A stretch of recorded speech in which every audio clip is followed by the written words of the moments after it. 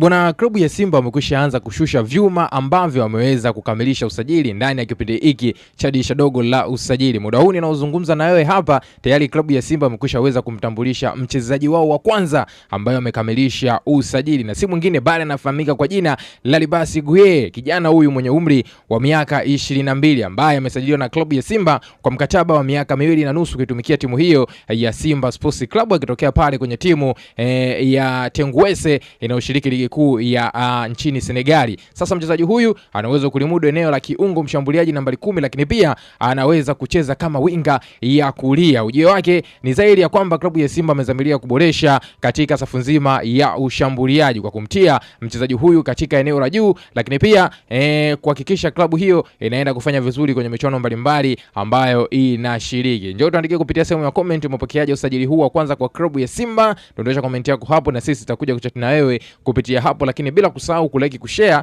na kutufollow.